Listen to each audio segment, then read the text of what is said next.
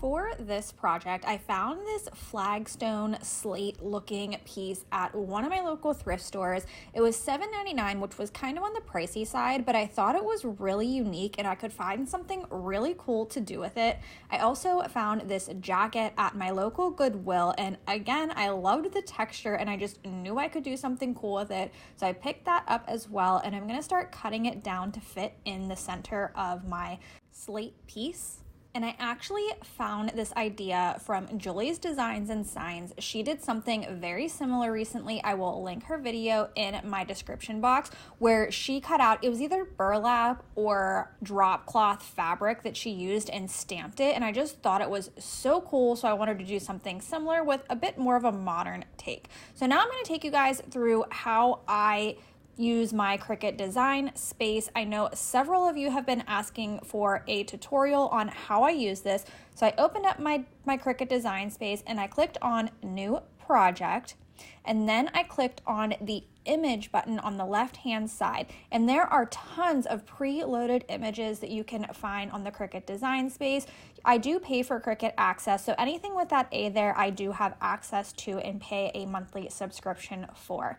But for this piece, I wanted to find some type of like greenery stem. So I just typed in the word stem and I'm scrolling through all of the images that pop up until I find something that I like. And I really love this simple, modern looking greenery piece. So I clicked on that and then hit insert onto my project, and it's gonna take me back to my project screen here. And I apologize, for some reason the record screen was not working on my computer, so I had to literally film with my phone, but you still get the idea. Next, I'm clicking on the shapes and I want to bring in a square. We're gonna change the size of this, so I unlock it down in that left-hand corner, and then I'm gonna change the width and the height to be the size of my black fabric piece that we cut out, so that I know how big I want this Cricut cutout to be and where it's going to sit on my fabric piece. Then I'm just bringing my image to the front. I just right clicked on it and hit bring to front so that it would be on top of my square here. And I'm going to enlarge it until I am happy with the way this looks and the way that it is going to sit on my fabric. Once I'm happy with the size of my greenery fern here, I'm just going to delete that square background. We don't actually want to print out that part of this image, only the greenery itself. And then I'm going to click up on the right-hand side there where it says Make It. Now it's going to bring us to this screen telling us how many mats this is separated into. This was a layered image, so it is separated onto two different mats with two different cuts. I was okay with that, and it tells me I need a 12 by 12 inch mat to cut out this piece. So I'm satisfied with that, and I click continue, and it's going to connect to my Cricut machine through the Bluetooth, and it's going to set my base material. So I have mine currently set at vinyl on. I have the Cricut Explore Air 2, which if you need to change the setting, you turn the knob on the machine itself. But mine is set to vinyl, so we are good to go. Now we go over to the Cricut. You can see the flashing arrows. It is telling me to feed my mat into my Cricut machine, and I hit the arrow to feed my mat.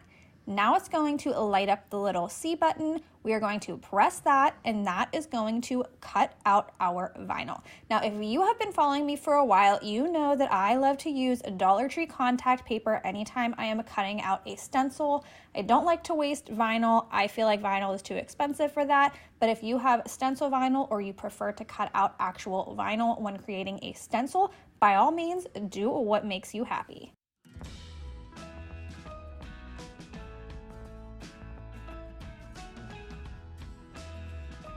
When your cut is complete, you will see that arrow again flashing for you. You're going to press it. It is going to unload your mat, and then you can take it out of the machine and start weeding. This is such a satisfying part to me. I know other people love watching weeding or weeding themselves, and there are others who absolutely hate it and dread this process, but I actually think it is quite soothing and relaxing. Once I have my stencil out, again, I like to use cheap contact paper, clear contact paper as my transfer tape, and I'm just going to lay it down. I use actually the Target brand clear contact paper as my transfer tape, and then I start removing the backing, and this sometimes doesn't want to come up all the way. I just go slowly, push it back down, and then roll it to remove the backing of my contact paper.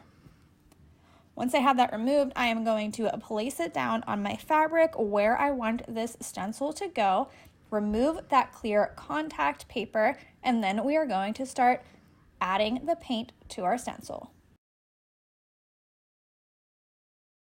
So since this was a layered image, it cut out the full greenery piece as one large section, and then there is a smaller section that kind of layers on top of it. So I wanted the bottom layer that was this full piece of greenery to be in the gray mineral color.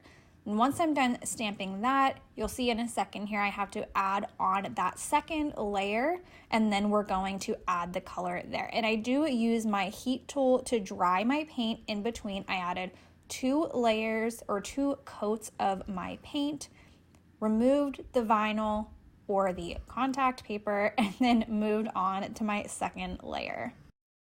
You can see me struggling here. It was really sticky, this contact paper.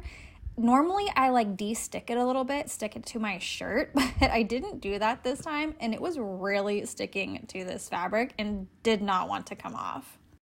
So now I need to add that second layer, and I'm just going to line it up as best as I can right over top of that first section. And I was okay if it kind of showed the gray underneath of it a little bit. I thought it would give a really cool like shadow effect almost. And then I'm taking my ivory colored chalk paint and stamping this one. Again, I gave it 2 coats of paint and dried it with my heat gun in between. Once my stencil was all finished, I'm gonna take my Mod Podge and add this fabric to the slate. Now I think I should have used a spray adhesive here instead of the Mod Podge.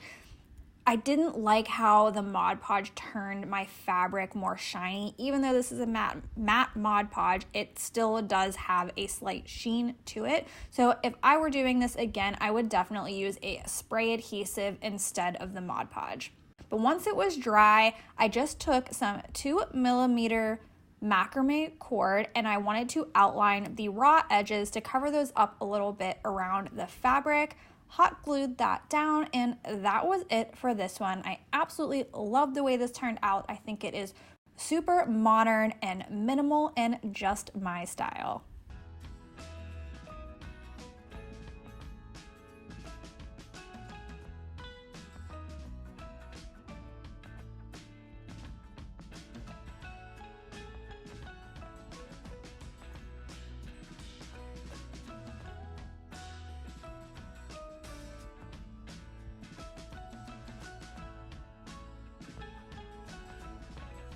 Next up, I have a super easy project that we are going to get a similar modern look without having to use the Cricut machine this time. So I found this bamboo placemat at a thrift store for 99 cents, and I'm taking one of these glass vases or vessels that I have on hand. This was left over from my wedding. You can find these exact same ones at the Dollar Tree, and I'm just marking where I want to cut this bamboo placemat down. I do cut it taller than the vessel itself, but I'm just marking that so I know where to cut.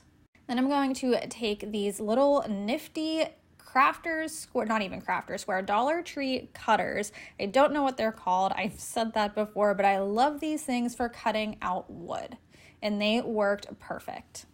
I did not want that black edge that was holding all of the bamboo sticks together on my placemat. So I took my hot glue and I added a little dot where all of these black strings were so that it wouldn't just fall apart on me.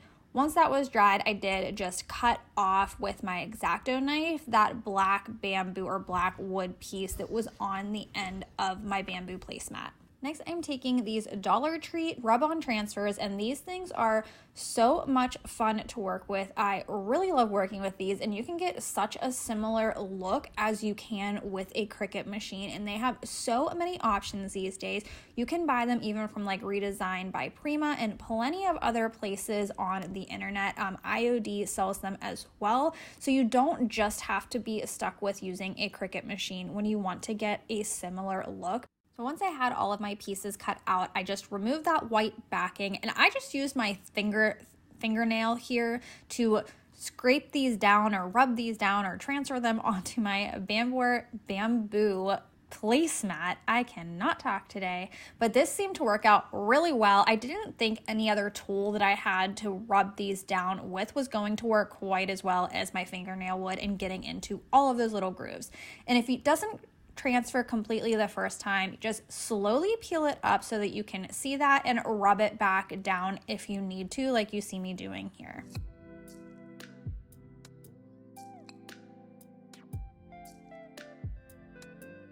Then I cut down my mat on the other side so that it was going to fit around my glass vessel perfectly. And I also added a dab of hot glue where those strings were on this end as well so that it wouldn't just fall apart on me. And last, I'm just going to hot glue this to my vessel, and you could use something stronger for this. I do plan on changing this out at some point, so I did not want to use the E6000, but that was it for this one. It is super modern looking and super beautiful. You could add some greenery to this, leave it just how it is. I decided to add an LED battery operated candle to this, and I think it is so fun sitting in my living room.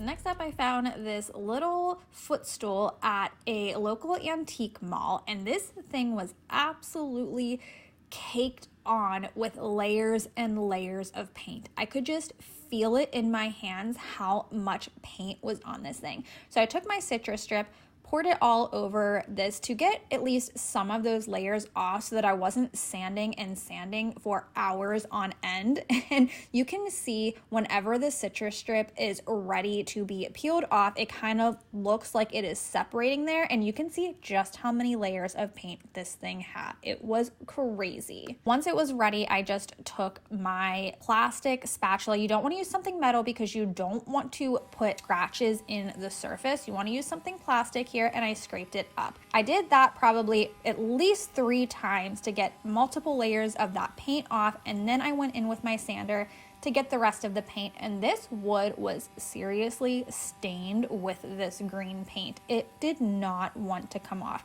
So it kind of ended up ruining my initial plans for this, but we worked it out and it still looks beautiful in the end. So once I finally got it as sanded and as clean as I could, I took it inside and I'm using my black Waverly ink chalk paint, and I'm going to paint the bottom. I don't paint the top of this.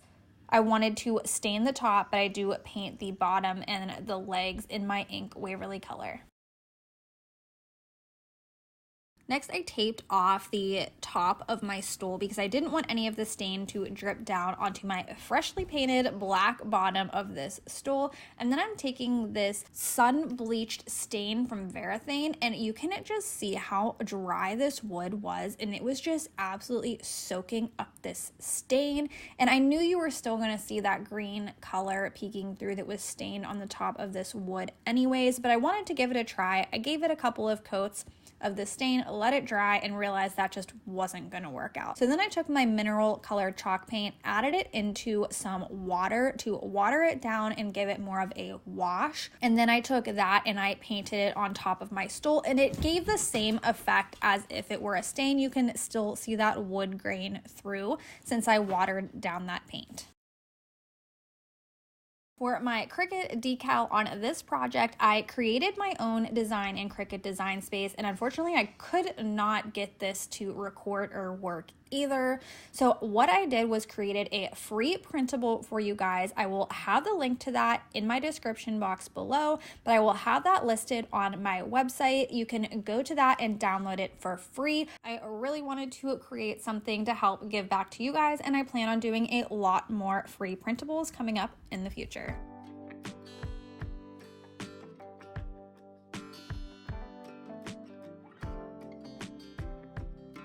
Once I had this arrow design weeded out, I placed it kind of on the top portion of my stool, placed it down again with my clear contact paper from Target, and then I slowly peeled that off, and we are going to use the ink Waverly chalk paint to add the paint on to this stencil. And that was all I did for this one. Again, I love how modern and minimal this looks. You could style it in so many different ways in your home.